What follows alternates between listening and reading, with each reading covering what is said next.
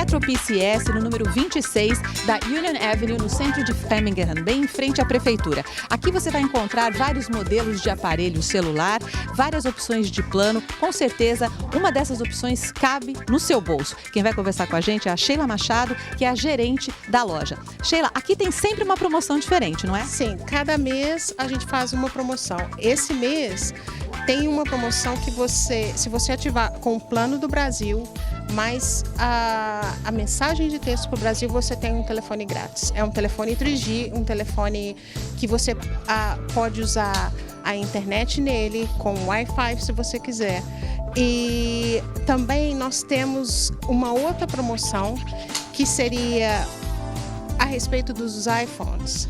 Qualquer telefone que você trouxer para a gente, que seja de chip, nós podemos ativar. E eu vou dar um desconto nesse mês, no mês de agosto, para todos que trouxerem, não precisam pagar o preço do SIM card. Okay? Um monte de promoção para você curtir aqui na Metro PCS, do número 26 da Union Avenue. Você já sabe, em frente à prefeitura, no centro de Framingham. E tem também uma promoção, você ganha um carregador se ligar para cá e passar o seu Facebook, não é isso? Exatamente. Se você ligar para a loja, o telefone é 774-999-0754 e me der o seu correio, que você tem o Facebook, e aceitar a loja como um amigo, eu dou um carregador grátis a próxima vez que você comprar um telefone.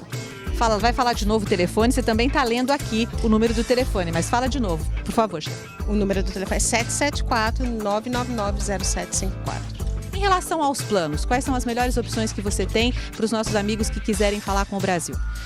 O plano de chamada para o Brasil é $60.